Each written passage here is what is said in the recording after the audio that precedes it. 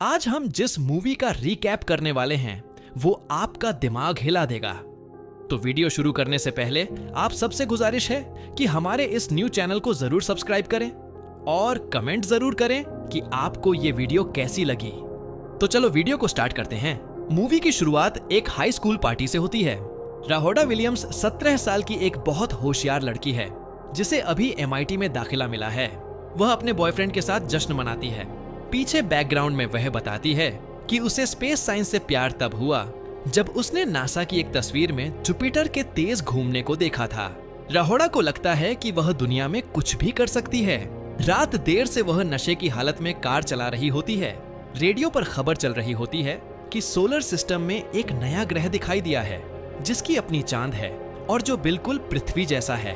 वैज्ञानिक हैरान है क्योंकि किसी ने इसे आते नहीं देखा था।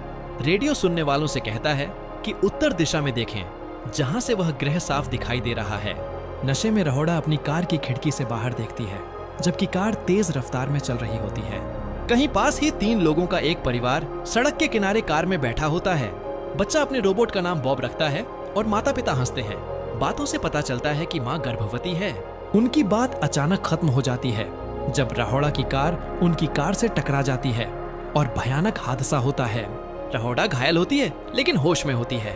वह अपनी कार से बाहर निकलती है और दूसरी कार के पास जाती है जहां कपल बेहोश पड़े होते हैं। समझ नहीं आता क्या करे। वह मुड़ती है और डर जाती है जब देखती है कि छोटा लड़का जमीन पर बेजान पड़ा है।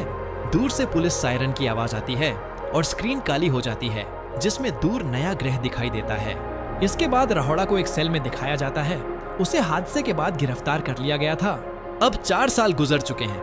न्यूज रिपोर्ट बताती है कि अर्थ 2 अब पृथ्वी के और करीब आ चुका है और दिखने में बिल्कुल पृथ्वी की तरह है। अब वह पृथ्वी की सतह से साफ दिखाई देता है। इसके महाद्वीपों और महासागरों की बनावट, यहाँ तक कि उसके शहर और कस्बे भी टेलीस्कोप से देखने पर पृथ्वी के बिल्कुल समान लगते हैं। वैज्ञानिकों ने उस ग्रह पर रेडियो सिग्नल भेजने की कोशिश की और वहां से जवाबी सिग्नल मिला, लेकिन वे उसे समझ नहीं पाए। कुछ वैज्ञानिकों को तो यह भी विश्वास नहीं कि वह ग्रह वास्तव में मौजूद है। वे इसे एक कॉस्मिक शीशा मानते हैं जो पृथ्वी की ही छवि को वापस दिखा रहा है। 4 साल बाद रहोडा जेल से बाहर आती है। वह पहली बार बाहर जाती है और उसके माता पिता उसे लेने आते हैं।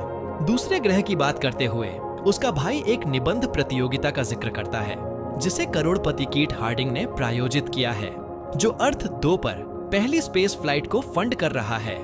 वह उस नागरिक को मुफ्त टिकट दे रहा है जो वहां जाने की सबसे अच्छी वजह लिखे। रहोडा घर लौटती है और अपने कमरे में अपनी चीजें देखती है। उसे महसूस होता है कि वह अब पहले जैसी नहीं रही और उसे अब वह कमरा पसंद नहीं। वह खिड़की से बाहर देखती है और आसमान में दूसरी पृथ्वी को देखकर मोहित हो जाती है। फिर रहोडा अपना लैपटॉप खोलती है और यूनाइटेड सेप वेंचर्स नाम के उस प्रोग्राम के बारे में पढ़ती है जिसके बारे में उसके भाई ने बताया था। टिकट जीतने के लिए उसे एक निबंध लिखना है जिसमें बताना है कि वह वहां क्यों जाना चाहती है और उसे जमा करना है। वह लैपटॉप को देखती रहती है लेकिन कुछ टाइप नहीं करती। फिर वह अपनी जरूरी चीजें लेकर घर की अटारी में चली जाती है और उसे अपना नया कमरा बना लेती है। वह गद्दे पर सोती है और सजावट के लिए दीवार पर रात के आसमान की एक तस्वीर चिपकाती है। अगले दिन रहोडा नौकरी ढूंढने के लिए रोजगार कार्यालय जाती है। एक अपराधी होने के कारण वह अब MIT नहीं जा सकती और कोई और कॉलेज भी उसे नहीं लेता। ऑन ऑफिस की महिला उसकी योग्यता के अनुसार उसे नौकरी का प्रस्ताव देती है, लेकिन रहोडा कहती है कि उसे ऐसी नौकरी चाहिए जहां किसी से बात न करनी पड़े। उसे अपने पुराने हाई स्कूल में झाड़ू पोछा लगाने की नौकरी मिल जाती है। वह अगले दिन से काम शुरू करती है और उसे अपनी नौकरी से नफरत नहीं होती। हादसे को अब ठीक 4 साल हो चुके हैं। रहोडा उसी चौराहे पर जाती है जहां वह भयानक हादसा हुआ था और चारों ओर देखती है। उसी समय पास में एक कार रुकती है और एक आदमी उसमें से बाहर निकलता है। रहोडा पहचान जाती है कि यह वही आदमी है जिसे उसने दूसरी कार में देखा था। वह हैरान हो जाती है क्योंकि उसे लगा था कि वह सब मर चुके हैं। आदमी अपने बेटे की याद में पास के खंभे पर एक रोबोट खिलौना रखता है और वहां से चला जाता है। रहोडा जल्दी से घर भागती है और अपने लैपटॉप पर केस ढूंढती है।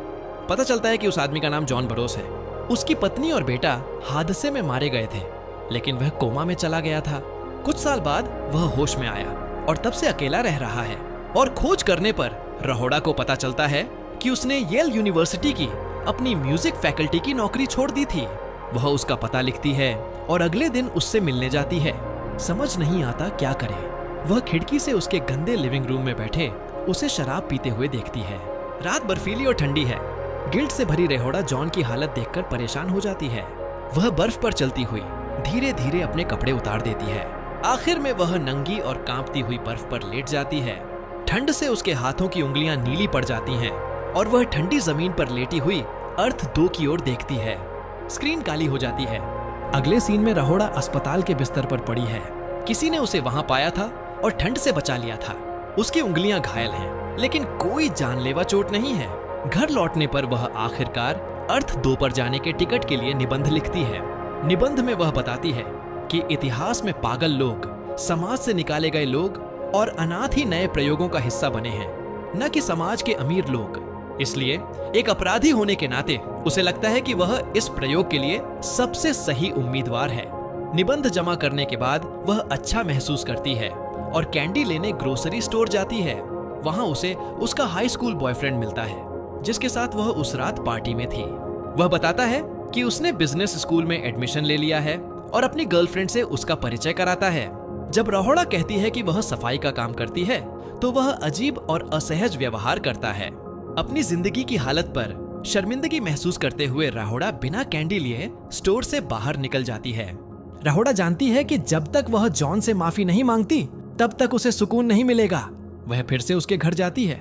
दरवाजा खटखटाती है, लेकिन डर की वजह से सच्चाई नहीं बता पाती। उसे बताने की बजाय वह झूठ बोलती है और कहती है कि वह made in heaven cleaning service से फ्री ट्रायल के लिए आई है। जॉन, जो महीनों से घर साफ नहीं कर रहा था, यह सुनकर मान जाता है और उसे घर साफ करने देता है।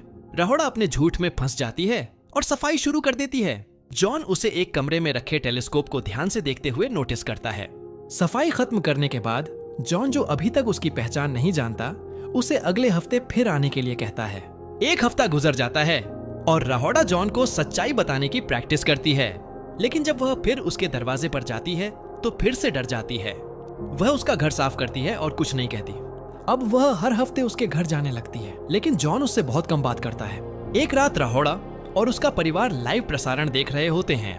एक वैज्ञानिक अर्थ 2 पर किसी से संपर्क करने की कोशिश कर रही होती है। वह सफल होती है और दूसरी ओर से किसी की आवाज आती है। पता चलता है कि वह आवाज उसी वैज्ञानिक की है जो अर्थ 2 पर है। वह हर तरह से उसकी हूबहू प्रति है। वही नाम, वही जन्मतिथि, वही जन्मस्थान, यहाँ तक कि पेशा और बचपन की यादें भी एक जैसी हैं। पूरा विश्व यह देखकर हैरान रह जाता है। अब हर कोई मानने लगता है कि अर्थ 2 एक आईना ग्रह है, जहाँ बिल्कुल वैसे ही लोग हैं जैसे पृथ्वी पर। यह खबर रेहोड़ा को विचलित कर देती है। वह घर से बाहर निकलकर ग्रह और उसके चांद को देखती है। दुनिया में अब बहस शुरू हो जाती है कि क्या सच है और क्या झूठ। भौतिक वैज्ञानिकों का मानना है कि अर्थ 2 हमारी पृथ्वी की आईना प्रति है, जिसमें हर व्यक्ति की समान प्रतिलिपि है। कुछ लोगों का विश्वास है कि हम अपने ही जैसे किसी व्यक्ति से मिल सकते हैं जिसने अलग जीवन जिया हो। रेहोड़ा और जॉन दोनों को अंतरिक्ष विज्ञान में दिलचस्पी है। जॉन रेहोड़ा को अपना टेलीस्कोप इस्तेमाल करने का प्रस्ताव देता है और वह मान जाती है।